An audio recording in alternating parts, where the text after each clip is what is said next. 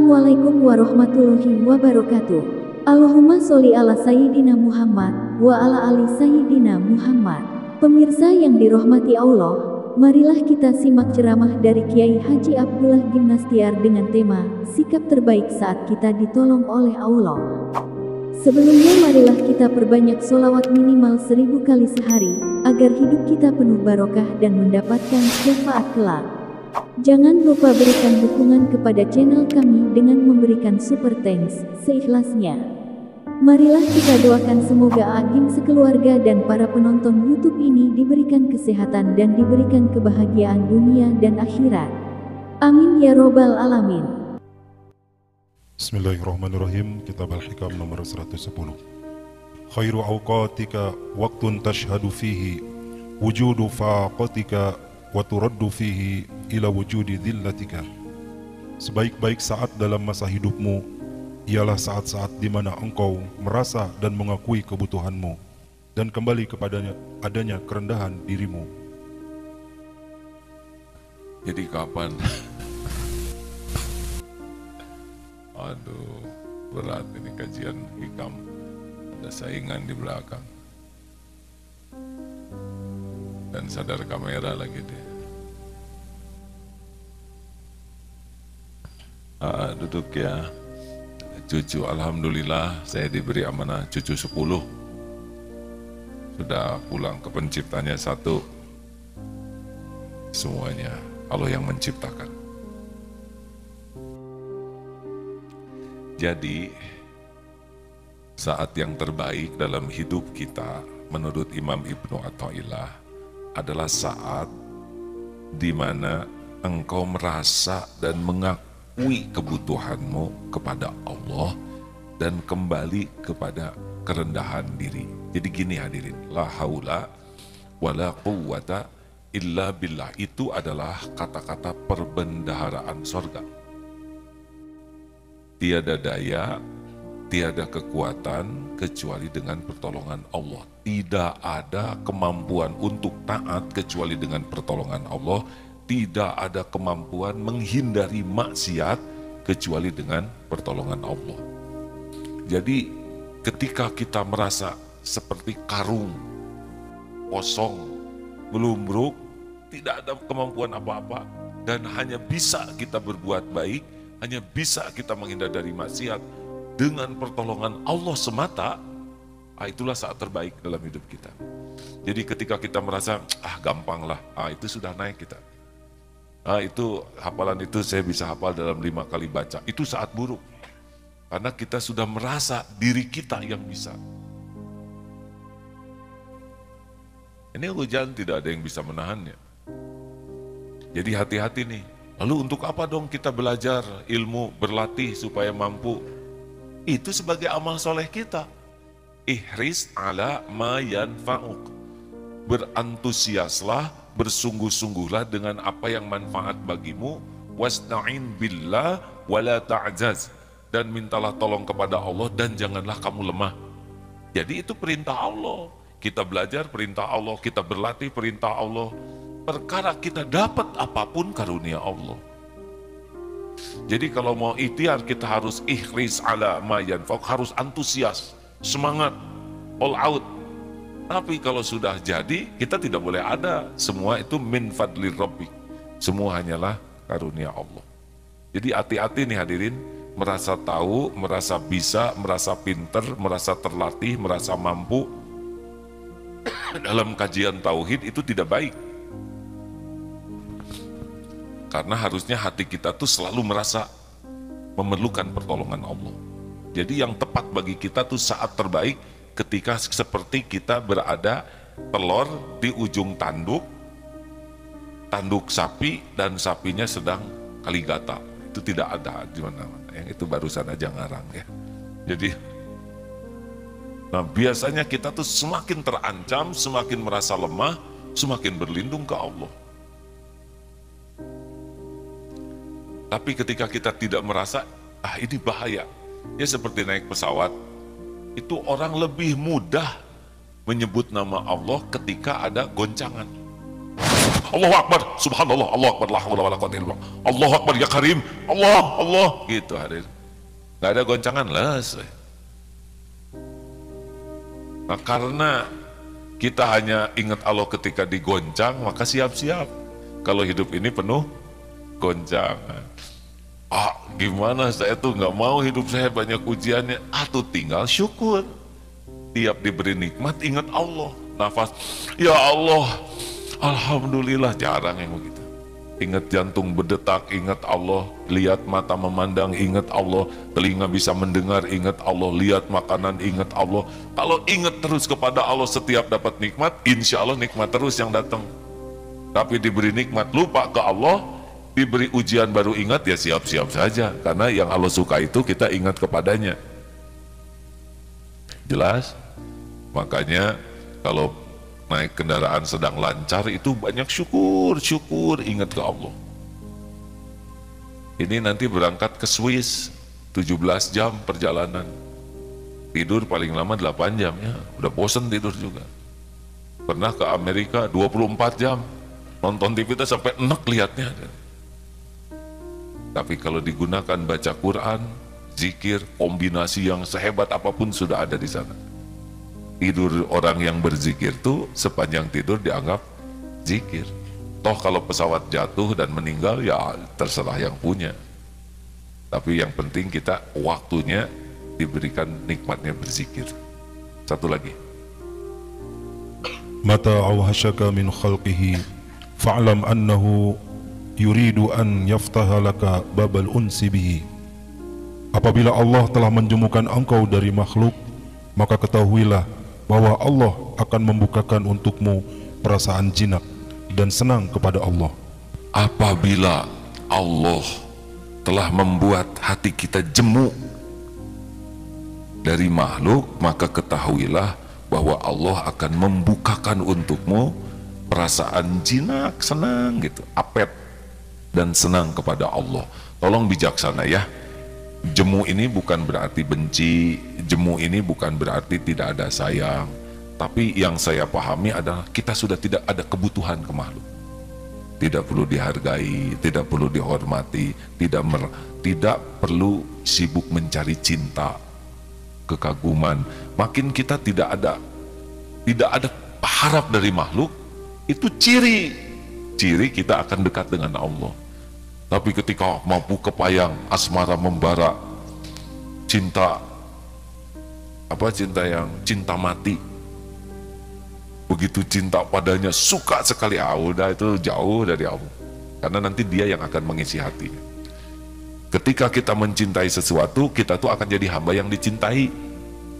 Dan cenderung ciri cinta itu adalah dominasi di hati kita. Jadi kalau saudara sudah mencintai seseorang, itu adalah biasanya terdominasi. Tahu yang paling apes? Jatuh cinta kepada yang bukan jodohnya di sisi Allah. Mantap ketemu. Ada lagi yang lebih ngeri. Jatuh cinta kepada yang jodoh sahabat karib saudara. Pedes eta mah hadirin atas saya pisan. Makanya jangan bangga kalau jatuh cinta tuh, karena itu bisa awal penderitaan, bisa awal hijab jauh dari Allah. Makin cinta kepada seseorang, makin melekat, itu makin tidak normal kehidupan tuh. Karena akan terdominasi terus oleh yang dicintai. Makanya kepada The Jomblo Team ya, atau WA Group Jomblo Together, sebetulnya itu perjombloan itu adalah perlindungan Allah tuh. Naksir ini nggak ngebalas ya, nge-WA ke situ, dibalasnya yang merah itu. Itu bagus tadi. Mau nelpon yang angkat neneknya, serba gagal aja. Mau apel hujan lebat, giliran hujan berhenti ban kempes ya. Pulang dari tukang tambal ban, bensin habis hadirin. Sampai ke sana sahur ya. Itu karunia. Pokoknya jalan tak kejadian apapun yang membuat kita jadi tidak berharap ke makhluk itu nikmat. Punya tabungan banyak, hati ingat terus ke tabungan, terus ketipu, tabungan habis, tapi jadi bergantungnya ke Allah, maka ketipu itu nikmat. Ini kajian berat, ini tidak disukai oleh saudara-saudara. Iya, saudara jatuh cinta ke seseorang, tapi membuat jadi lupa ke Allah. Udah gitu dia dibuat enek sama saudara ya, yang tadinya sama-sama cinta tapi jadi mual. Nge-WA nggak pernah dibaca, udah dibaca nggak dibales, ditelepon nggak diangkat. Itu karunia, karena dia sudah merusak hati kita, sudah membuat kita lebih melekat ke dia. Nah kalau udah dibuat udah nggak ngarep apa-apa dari makhluk. Jemu di sini yang saya pahami udah putus harapan lah dari makhluk. Itu udah karunia tuh. Kalau kita udah nggak ngarep-ngarep dari makhluk, hanya ngarep-ngarep dari Allah, udah karunia. Termasuk bisnis. Dengar ini ya, karena bisnis itu kita lebih sering ngakalin supaya orang beli ke kita. Seharusnya kita mengakali bisnis kita supaya Allah ridho dan menggerakkan siapa yang dikehendakinya berinteraksi dengan kita. Jadi pembeli bukan raja. Kalau kita baik kepada pembeli, itu karena amal yang disukai Allah. Pembeli mau jadi beli atau tidak, itu tidak terlalu penting bagi kita. Tapi kita melayani pembeli disukai Allah, itu udah enak tuh, bisnis seperti itu enak. Tapi kalau udah melihat pembeli adalah raja, itu udah bahaya. Kita akan baiknya baik palsu, ramahnya ramah palsu, nyuguhinnya juga nyuguhin palsu. Karena apa? Supaya dia beli. Giliran tidak jadi beli, kecewa. Cirinya adalah tidak ikhlas tuh kecewa. Kalau baik-baik saja, kan yang ngatur lalu lintas rezeki Allah. Kenapa kamu baik sekali sama tamu, klien, padahal dia belum tentu beli, dia kelihatannya, Allah yang menggerakkan. Allah melihat segalanya, Allah menilai segalanya. Nah berarti kita udah tidak ngarep-ngarep dari dia, tapi ngarep-ngarepnya dari Allah. Itu nikmat bisnis seperti itu. Mungkin tidak banyak uang, tapi berkah. Dan kan rezeki dari kita tidak harus datang dari klien. Tiba-tiba mertua aja nggak tega, saya tuh nggak tega lihat kamu tuh apartemen, tolong lunasin cicilannya. Gitu. Alhamdulillah hujan. Nih ya, rencana mah tinggal rencana, kejadian tinggal kejadian. Saya rencana pagi ke Eko Pesantren, ketiduran, rencana ceramah ya, masih karena jet lag. Selesainya rencana sesudah ceramah mau ke Eko Pesantren, banyak urusan, rencananya pada asar ke Eko Pesantren hujan. Ya nggak apa-apa, sesuka Allah saja, yang penting-penting menjadi amal. Nah begitulah hadirin sekalian. Jadi ini penting lihat atasan, jangan nyandar sama atasan. Termasuk di rumah tangga ya. Jadi salah satu ciri kita akan dekat dengan Allah kalau kita udah dibuat jemu ya. Maksudnya sudah kayak ngobrol gitu. Kenapa ada orang yang semangat sekali ngobrol? Karena dalam ngobrol itu lebih memerlukan pengakuan dari orang yang diajak ngobrol. Misalkan kita ngobrol dengan teman, kenapa kok ada orang yang semangat cerita? Apalagi kalau udah cerita diri, nah itu kecenderungannya kita tuh ingin diakui oleh dia. Kita akan cerita ilmu, cerita harta, pengalaman, keluarga. Sedangkan orang kalau sudah cerita tentang saya, itu besar kemungkinan ada modifikasi. Akan ada dilebih-lebihkan, didramatisir, ditambah-tambah, supaya kelihatan lebih keren, lebih hebat, lebih ada di kedudukan. Kenapa kita sampai begitu? Karena kita masih memerlukan pengakuan orang. Tapi kalau kita sudah tidak memerlukan pengakuan orang, kita akan bicara ya secukupnya saja. Sewajarnya yang manfaat untuk orang lain, sudah. Tapi kalau kita sudah memerlukan dia, merespon kita lebih, akan ada. Iya, begitu. Coba yang nakdirkan jodoh siapa? Allah. Kenapa harus dengan akal-akalan seperti ini? Belum tahu, jamaah ini belum tahu ya. Yang kisah tukang kembang, sudah tahu belum? Awas yang sudah tahu jangan ngebocorin. Bismillahirrahmanirrahim, tidur ya. Cung yang belum dengar kisah pemuda dengan tukang kembang. Ya. Yang udah dengar siapa?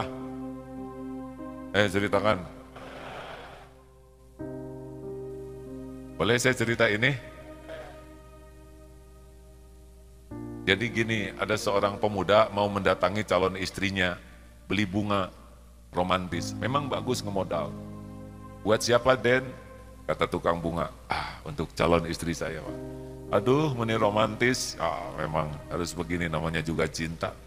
Baru juga berapa langkah, balik lagi. Cik, pisen satu lagi. Itu buat siapa? Sebetulnya adiknya juga manis. Dan kalau saya ke sana suka lihat, ya namanya juga ikhtiar lah ya, cadangan jaga-jaga. Bisi nggak jadi sama kakaknya atau sama adiknya. Si tukang bunga teh rada enek. Ini hawak bener nih anaknya. Tapi tidak beli bunga jadi nggak diomongin. Baru juga beberapa langkah balik lagi, cik satu lagi. Untuk siapa lagi, Den? Ibunya juga manis loh Pak. Kurang ajar kata tukang bunga.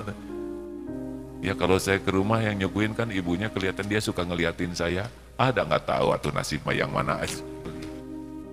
Si tukang bunga tuh sebel pisan. Udah kurang ajar nih. Tapi yang nggak diomongin, yang penting laku. Sampai ke rumahnya, waduh gembira. Dede, kakak baik Bu. Waduh, semua baik. Lagi nyuguhin begitu, bel bunyi, neng tong, bapak datang. Aduh, pada gembira. Pas lihat bapaknya, langsung berdoa. Khusus, doanya begini nih, khusus sekali. Lama, sampai si calonnya itu pegal. Akang, saya itu tidak menduga, Akang tuh orangnya religius sekali. Ini doanya juga khusyuk dan lama sekali. Kata si Akang, Neng, Akang juga nggak ngeduga. Ternyata bapak Neng itu tukang kembang, katanya gitu.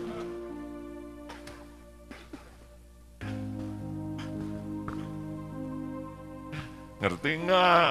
Ini memang tingkat tinggi guraunya ya.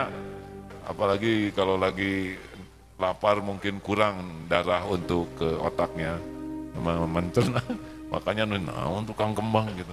Ini memang perlu intelektual yang agak tinggi. Nggak apa-apa, nggak ketawa juga hadirin, nggak wajib.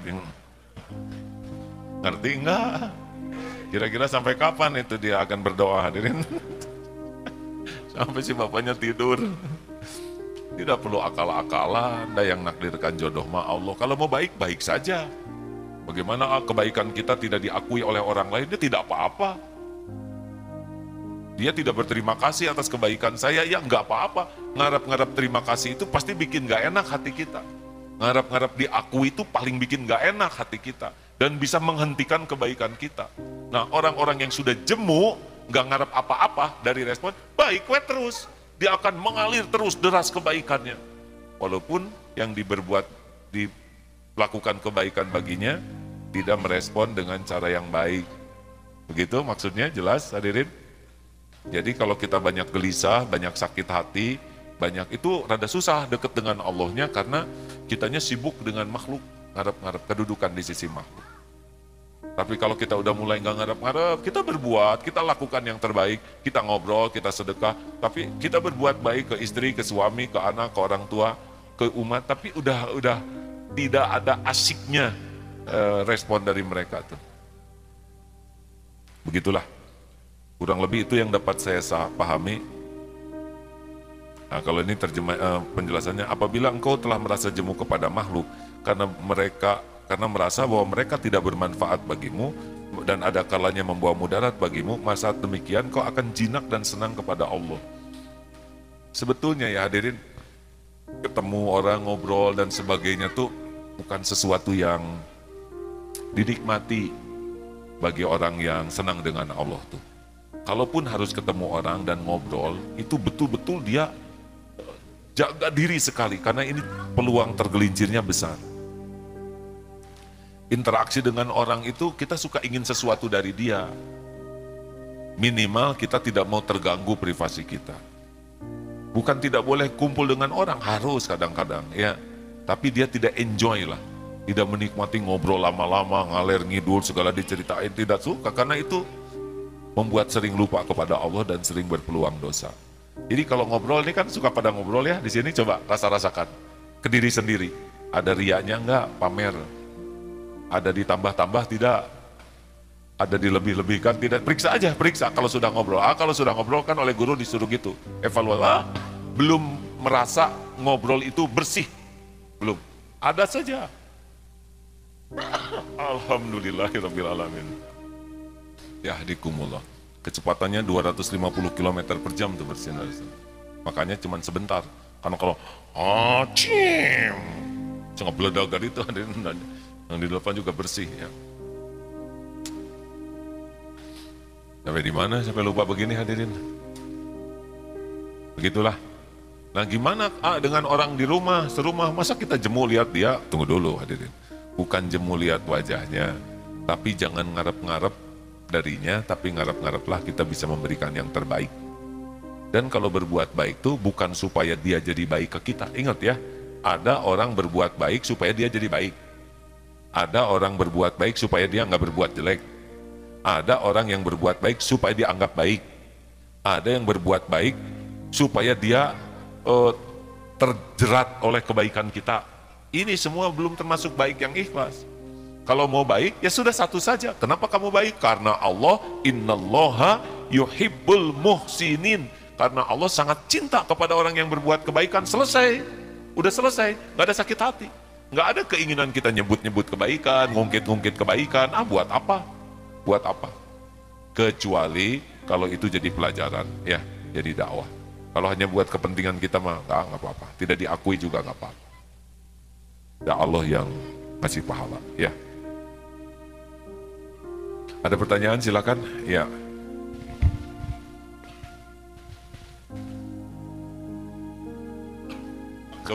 Assalamualaikum warahmatullahi wabarakatuh. Saya Kang Diki di Cimindi. Tadi badai naroskeun punten. Saya teh inget wae dosa, mun ka mamana teh inget dosa gitu. Boh ka mamana di motor, boh di mana di jalan. Padahal icalan di Cimindi nya di pasar. Ingat terus dosa teh gitu. Ingat dosa. Ya. Bagus. Sesudah ingat dosa terus gimana? Ya salah sholat gitu. Sholat ke masjid itu. Ingat dosa itu karunia Allah, tapi terus gimana? Kalau ingat dosa jadi stres, tapi nggak nambah tobat, nggak nambah amal, itu mudarat. Tapi saya sholat ke masjid kadang-kadang nggak ingat lagi, kadang-kadang ingat lagi gitu. Gak apa-apa, itu teh Allah yang mengingatkan dosa teh. Maunya Allah teh istighfar. Udah gitu diulangi lagi nggak dosanya? Enggak. Kan? Enggak diulang lagi, enggak. Kalau itu STMJ ya, sholat terus maksiat jalan, nggak boleh begitu. Tobat sekuat tenaga minta ampun, itu kan ingat lupa tuh dengan izin Allah hadirin. Jadi kalau kita dibuka hati, ingat dosa itu nikmat bagi Allah. Apalagi kalau sesudah itu bisa tobat, ya. Tapi ada pertanyaan satu lagi, boleh kan? Tunggu dulu, boleh tidak? Siapa yang ngomong nggak? Kamu sendiri ya? Ya. Saya teh bimbangnya masalah sholat. Tapi pan Allah itu maha tahu, maha melihat, tuhnya. Apakah Allah itu ada buka? Kalau manusia kan ada mukanya gitu ya, kelihatan. Tapi Allah gak tahu gimana mukanya gitu. Ya. Saya bimbang gimana biar tahu gitu. Ya baik. Pernah lihat udara? Ada udara nggak di sini? Han? Jawab deh. Ada. Gimana bentuk udara? Nggak kelihatan. Nggak kelihatan. Ada pusing nggak memikirkannya? Pusing gitu. Berarti segala dipikir, ya. Laisa kamitslihi syai'un. Allah itu tidak menyerupai dan diserupai apapun. Tidak usah mikirkan zatnya. Itu tipu daya setan. Yakin we Allah melihat. Pernah kan ada orang yang tanya ke seorang ustadz. 3 pertanyaan. Allah itu ada, kalau ada apa buktinya? Kemudian yang kedua, apa itu takdir? Jangan-jangan cuma ngeles. Yang ketiga, setan itu dibuat dari api, dimasukkan ke neraka, api juga, mana kerasa sakit. Akhirnya nanya, gak ada yang berhasil menjawab. Tanya ke profesor, kata profesor, wah ini berat tuh di kampung tuh ada orang soleh. Saya udah nanya ke ahli agama, ke profesor agama, nggak terjawab, nggak puas saya jawabannya. Akhirnya datanglah ke kampung. Oke, kalau Allah itu ada, apa buktinya? Segala yang ada tuh harus nyata. Yang kedua, takdir itu apa? Jangan-jangan cuma orang lari aja dari kejadian. Yang ketiga, setan, engkau api, dimasukkan ke api, gimana dia tersiksa? Sini deh, apa ke sini? Tempeleng. Aki, kalau nggak bisa jawab jangan emosi. Oh, itu bukan emosi, itu jawabannya. Jawabannya sakit enggak? Sakit atuh. Jelas ada sakit. Cik seperti apa wujudnya? Oh, bingung menjelaskan bentuk sakit, apakah penyok, bule atau Ada sakit, tapi nggak bisa dijelaskan wujudnya, benar? Ada rencana nggak, adek ditempeleng? Oh nggak ada, itulah takdir, ya nggak? Ini apa dek? Kulit. Ini kulit, sakit tidak? Sakit. Nah, itulah waliullah, ya. Sok sini, tanya sama saya, apa aja? 10 pertanyaan, saya sepak nanti ya nggak? Kalau nggak begitu jawabannya, apa terjemahkan sendiri ya? Sambil ketawa sambil mikir ya. Baik, pertanyaan selanjutnya ada. Ibu, silakan belakang.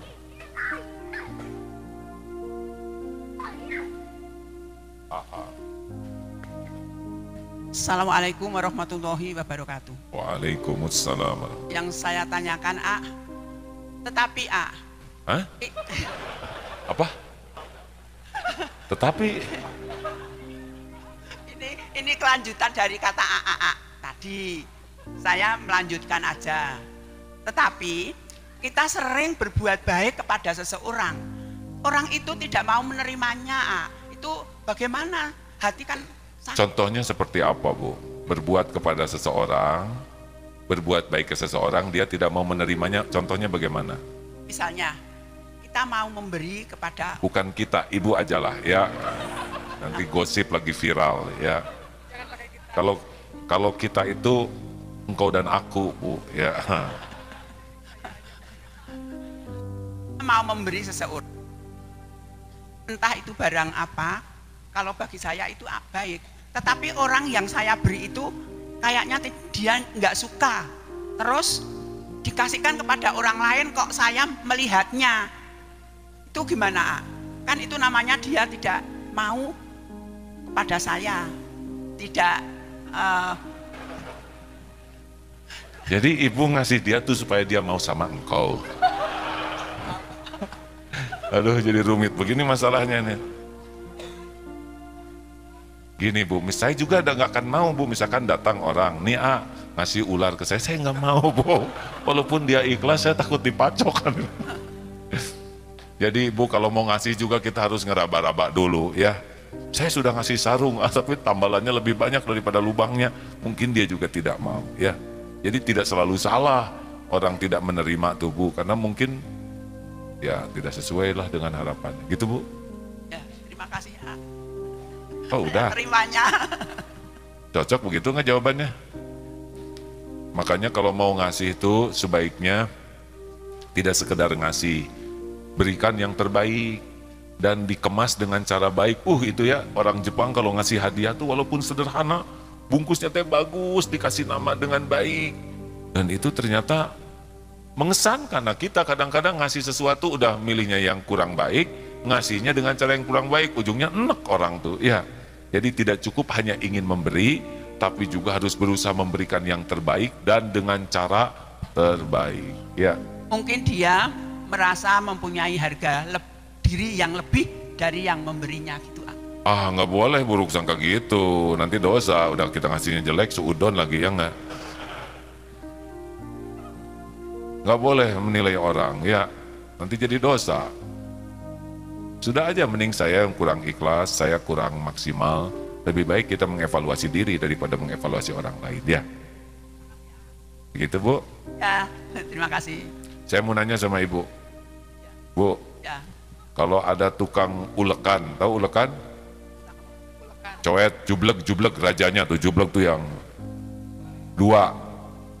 Ibu perlu 1, dia jualnya 2, belinya 1 atau 2? Kasihan kepada orang itu, saya beli dua-duanya. Wah, Ibu baik, udah, Ibu lulus. Kalau dibeli 1 tidak stabil Bu, ya nggak? Di gini ngejengkang, gini tegesung, Ibu beli 2.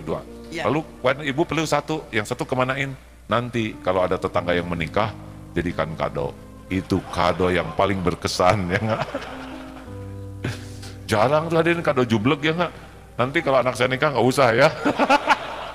Ya khawatir diamalkan aja 100 jublek kan bisa jadi grosir. Itu Apa? Hujanan? Dulu. Terima kasih. Ya Mak, sebelahnya tuh kelihatannya. Mumpung hujan. Wisuda jam berapa wisuda? Ada jadi wisuda nggak? Atau diundur aja? Sudah ini wisuda MPM ya. Silakan. Bismillahirrahmanirrahim. Assalamualaikum warahmatullahi wabarakatuh. Waalaikumsalam warahmatullahi wabarakatuh. AA ini berkaitan dengan tadi yang AA bahas terkait kalau kita ketemu orang terus banyak ngobrol. Nah, gimana sikap kita seharusnya kalau ketemu dengan lawan bicara dan kita udah nggak nyaman dengan apa yang dibicarakan. Misalnya pembicaraannya mungkin banyak sia-sia atau cenderung mudorot. Saya pernah dengar kalau ada riwayat Rasulullah.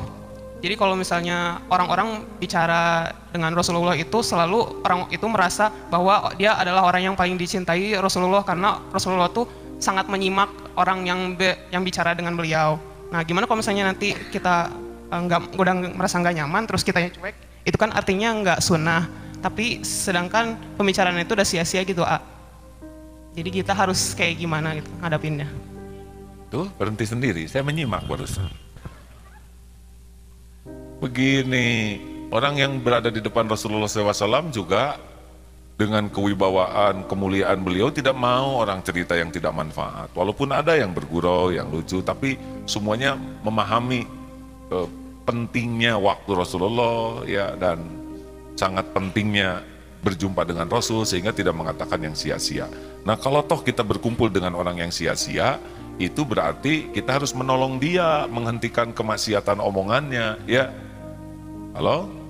Kan kita tuh harus menolong orang yang dizolimi dan orang yang berbuat zolim.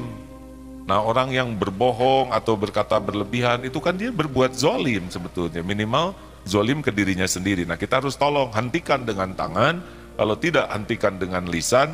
Kalau masih belum sanggup juga, minimal hati kita. Nah, gimana nih, saya nggak berani, orangnya sudah tua.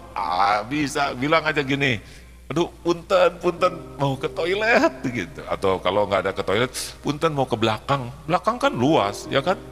Ada lapangan sepak bola, ada restoran, ya. Jadi boleh tuh kita menghindar dari dia supaya tidak bertambah dosanya.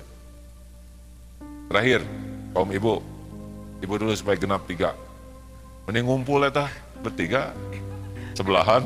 Tapi beda-beda. Ya, sok atuh. Bismillahirrahmanirrahim. Assalamualaikum warahmatullahi wabarakatuh. Kaitan dengan pengharapan kepada Allah, sebagai contohnya saja, saya punya seorang putri gitu, kalau berdoa itu minta jodoh untuk anak saya itu yang tahfidz Quran. Tapi kalau misalkan ada yang datang itu nggak ada yang satupun yang tahfidz Quran gitu. Yang apakah hafiz gitu, Bu? Ya, apa? Putri ibunya hafizoh nggak? Insya Allah. Udah. SSG Junisina. Oh, ini banyak ya.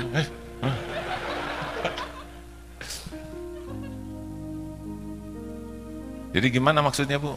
Jadi kadang-kadang saya apa itu juga memaksakan takdir gitu, apa termasuk memaksakan takdir? Ibu, gitu? Kalau saya mah nggak minta mantu yang hafiz, Bu. Saya minta mantu terbaik menurut Allah gitu.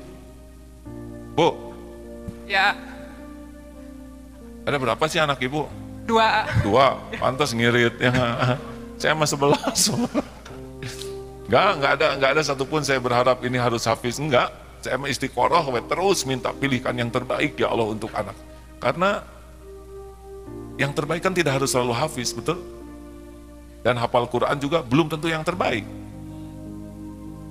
Belum lagi ujubnya, belum lagi riaknya kita ya, orang tua, anak, mantu hafiz, dianya mah enggak, dan enggak ngapalin juga, tapi bangga kan ditekan, aduh, hafiz, berarti enggak nangkep, dia ina terus. Itu kan kurangnya kehafizannya, Bu.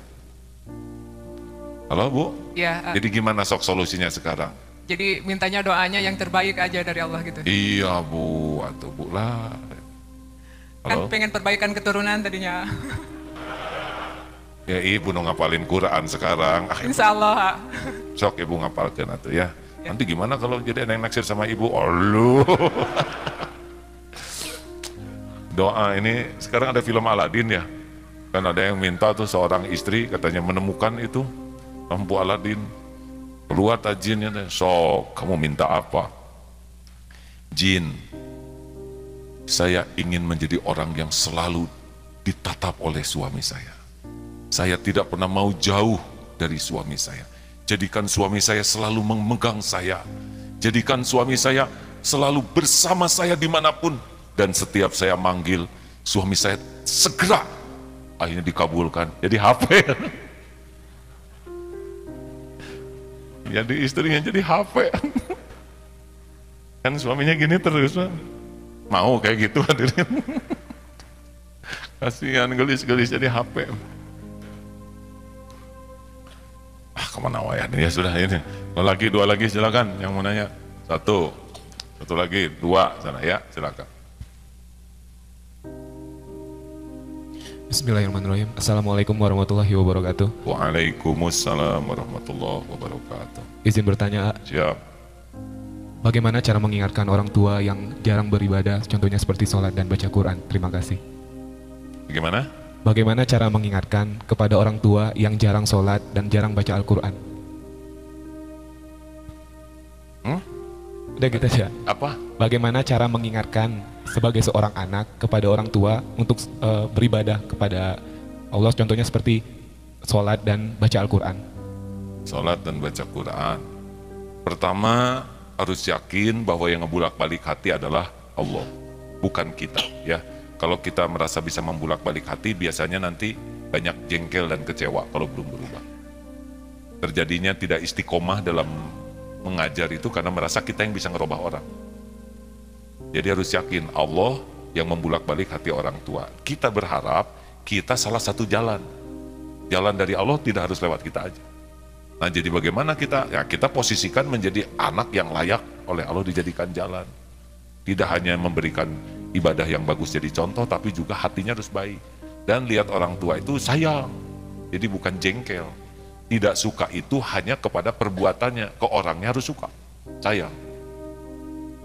Kan ada bedanya perbuatan dengan orangnya, benar?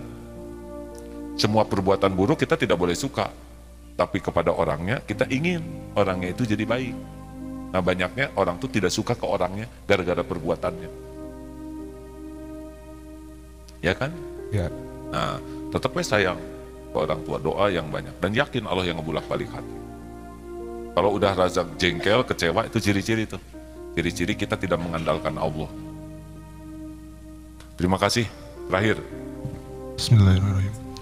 Berkenaan dengan interaksi dengan orang lain, berhubungan dengan profesi saya yang banyak berhubungan atau berinteraksi dengan orang lain. Nah, saya ngerasa semenjak saya banyak interaksi dengan orang lain, saya kan sebagai dokter tiap hari dari pagi sampai malam banyak interaksi dengan orang lain. Yang justru ketika saya udah lulus kuliah dan banyak berinteraksi, kenapa jadi ibadah saya jadi hanya sebagai physically aja gitu. Saya sholat tapi hati dan jiwa saya nggak terkonek dengan Allah gitu. Beda dulu ketika saya kuliah, ketika ibadah tuh connect banget gitu, nyambung banget sama Allah. Tapi ketika udah lulus, kalau gitu kuliah lagi. Jadi kira-kira yang harus dibenahi itu saya kadang bingung apa yang harus saya benahi. Nah, itu tadi yang dikatakan oleh Imam Ibnu Athaillah, itu berarti hati kita dengan makhluk itu, dengan pasien itu menjadi dominan di hati kita. Entah apa, mungkin berharap atau apalah, sehingga kesibukan dengan makhluk ini lebih memenuhi hati kita. Harusnya kan ngurus pasien itu adalah nunggu waktu sholat. Bekerja itu menunggu waktu sholat, kecuali pasien darurat lah ya. Tapi kalau sudah sholatnya terabaikan oleh pasien, berarti dia lebih penting daripada Allah. Ya, ada kalanya pasien yang darurat, tapi kan tidak selamanya darurat, benar? Jadi patut dicurigai bahwa sudah terlalu dominan nih pasien ini memenuhi hati kita. Apa? Periksa aja sendiri. Halo? Ya. Gini ya, ingat baik-baik, dengar baik-baik ini.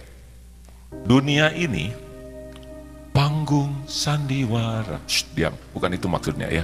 Dunia ini syai'un, sedikit. Walaupun punya banyak, yang dinikmati itu pasti sedikit. Itu udah hukum dunia ini.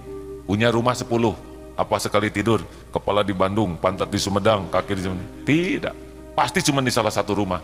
Itu juga tidak mungkin gulutuk di rumah gugulutuk. Pasti di salah satu kamar. Di kamar juga di salah satu tempat tidur. Tidak mungkin pindah-pindahan ya. Dan belum tentu tidur. Ayo, sekarang lihat keondangan, makanan segitu banyak, nggak akan mungkin kita telan banyak, sedikit yang kita makan. Benar? Baju banyak, motor sok silakan, punya motor 10, apa sekali naik, diharapkan nggak bisa. Kuda di Darut Tauhid 34, coba. Kudanya banyak, bisa naik kuda 2 sekaligus, ngajegang belah kaki hadirin. Gak bisa, dan gak bisa lama. Naik kuda sehari semalam, apluk-aplukan. Pernah dulu naik kuda 20 km atas remek itu mah hadirin. Kuda masa sudah kita naik, kita main bobogohan, kita langsung galetek diurut semuanya, boro-boro perang. Dan yang kedua, ingat baik-baik, kesenangan yang kita udah sedikit, itu semu, sesudah itu tuh penderitaan. Contoh, wisuda, gembira. Pulang wisuda teh mulai pusing, karena cek ibu teh, gawe mana, harus di wisuda yang sebelum di wisuda mah gak disuruh kerja. Mau nebeng-nebeng, begitu. Nikah, happy, mulai sudah nikah teh masalah, cari kerjaan, kontrakan gak mungkin sendiri, betul? Udah gitu hamil, hamil, udah gitu mulai mual, utah 9 bulan. Punya bayi, punya anak, mulai malam-malam menyusui, dijaga. Emang begitu. Dapat jabatan, alhamdulillah jabatan, senang. Mulai banyak kerjaan, persis kayak gitu, pasien banyak, ya. Begitulah dunia. Makanya tidak boleh kita menikmati yang sedikit ini sampai mengabaikan Allah. Harus dunia ini menjadi kendaraan mendekat ke Allah, baru enak. Kalau dunia membuat